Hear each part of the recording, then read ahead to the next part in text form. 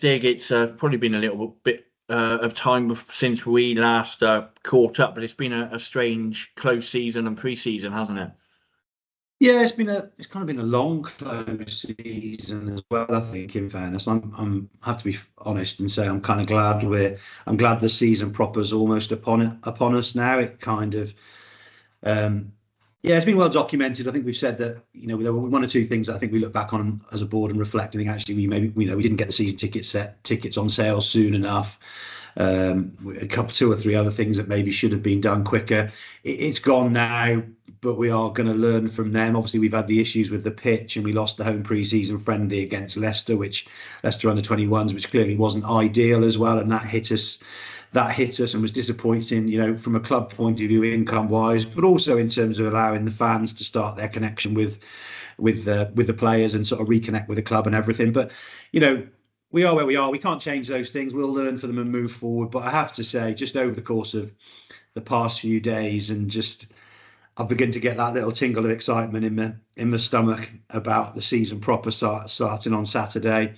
And I'm really looking forward to it. Actually, now it's that time of the season when you have hopes and dreams, don't you? But then you have the kind of reality at the back of your mind about how difficult and how unpredictable football is. But yeah, I can't wait for it to get started on Saturday. I know Paul feels the same way. I mean, I think he probably dislikes pre-season more than I do. But I mean, I've watched 3 or 4 of the pre-season games. I haven't enjoyed a single second of any of them because I just stand there looking at people, every tackle, every player that falls over, you just panic and you get worried and you get twitchy.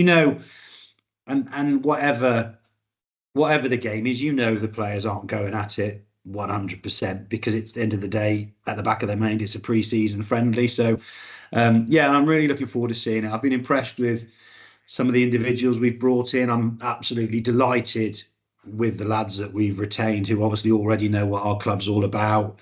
I think if we'd have brought many of them in as new signings, we'd have been absolutely delighted. But actually, we've retained them, which is brilliant. So I'm really excited about retaining the core of the squad. And obviously, over the course of the summer, Paul's gradually brought people in. He's been incredibly patient, and I have to say, I have so much admiration for how patient he is in the market, because it would be all too easy to go diving in for players and bringing them in, but he's more patient than I would be, frankly, and he just seems to wait. And I think over the course of the last 2, 3, 4 weeks, the signings that he's brought in with, Big Gus, the type of player he says he's been looking forward for ages, Sam Osborne coming in last weekend, Chris Ray coming in, and various others, and you just think that's brilliant, and it's great to see. We got Madhu Cisse in on a season-long loan from Notts County, and I just think he's done a really good job of making the very best he can in what has been a crazy market. And I'm not going to dwell on the crazy market because it is what it is, and the money being thrown around has been utterly ridiculous,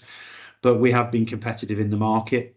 And I think the fact that Paul hasn't rushed in has really, in the end, I now look at the squad and I think actually he's got a lot of the bases covered now. I'm sure there's one or two things he'd like to do, and it might have happened by the weekend, but either way, I'm looking at the squad and I'm thinking individually, we've got some really good individuals, and hopefully it can take a little bit of time, as it will at all clubs, but hopefully we will gel fairly quickly, and then I'll be interested to see where we are come mid to late September. If we look at season ticket sales, because I don't think we've really shouted about it, but they've increased from last season. So we sold more season tickets than we did last season. So there is that kind of, I guess, a little bit of expectation amongst fans that we've had some good seasons under Paul, and hopefully next season we can go one better. Yeah, that dreaded expectation word. Yeah. It's a bit like, yeah, and it is a really good sign. I think we sold 1,268 season tickets last year, and we're well past 1,300 for the season ahead, which is absolutely fantastic. So thank you to everybody who's bought season tickets so far. Clearly they can still be bought. If you'd like to buy one, you can still buy one. But I think that's a really good sign of the progress that's being made.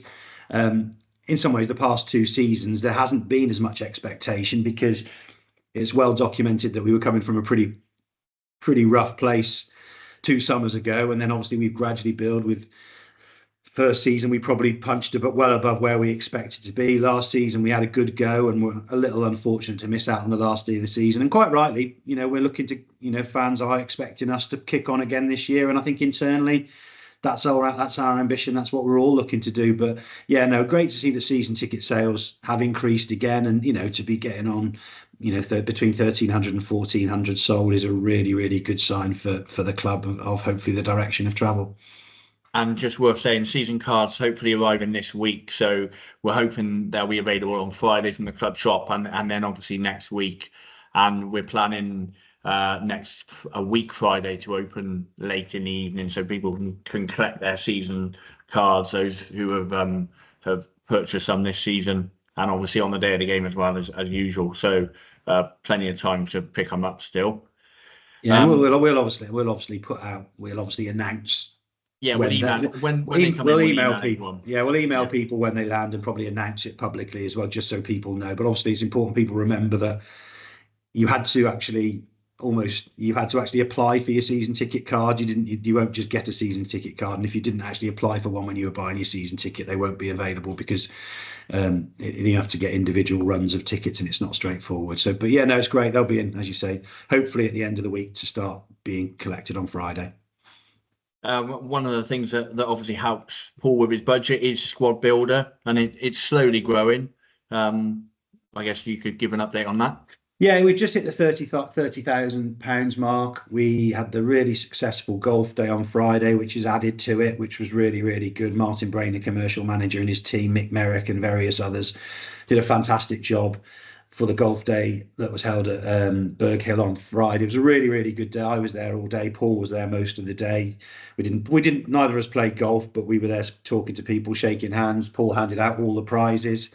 And that was fantastic. It's just great that Paul comes and is involved in that type of thing. He is really, really good at it. He's really good with people, and he's really good at working the room. So it's fantastic that he supports that type of thing.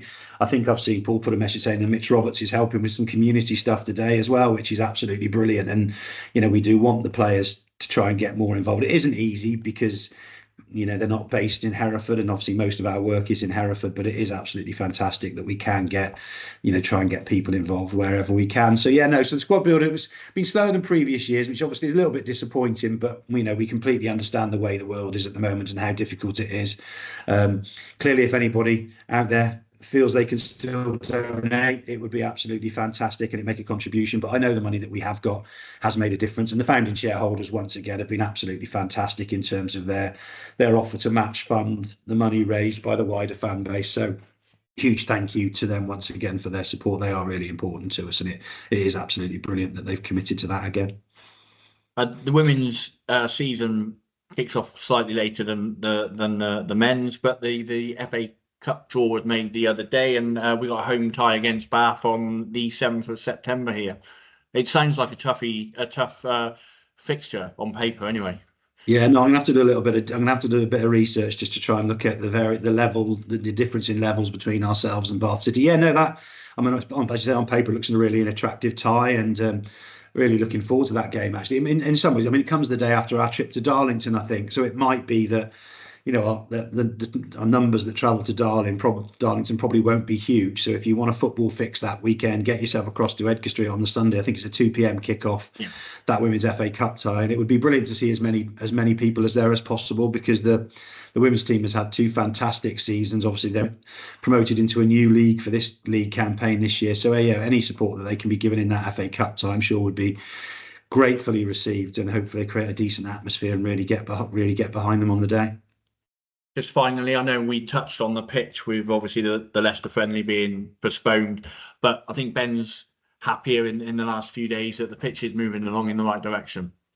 Yeah, he's had all sorts of equipment brought into the ground, trying to do various sort of different things to the pitch. It's been a bit of a head scratcher for Ben, to be perfectly honest. I think, I don't know whether I've talked about it publicly much at all, but where the tracking went down, in the vast majority of the areas where the tracking was laid down, the grass has come back really, really well. 80% of it has come back really nicely and come back as you would expect. But there are just a couple of patches that, for whatever reason, the grass wasn't taking at all. And it's really random. And Ben's a bit like, can't explain why it is. And he's spoken to lots of experts who also are struggling to explain why it would grow in some areas and not in others. but he has done a lot of work. I think he spent almost a full weekend at the ground, bless him, last weekend, with various machines. I think he brought an earthquake machine in, which I'm a bit gutted I didn't get to see in operation because it sounded very impressive. And I think that's had a bit of an impact. He's going to take some further expert advice because, as he said, it's all learning for him really, because it's not something that he's ever understood before and experienced before. But he's been working his proverbials off for many weeks, bless him. And it's great that it's finally seems to be coming back a little bit better. It won't look as beautiful as it has done in previous seasons, and that's kind of inevitable.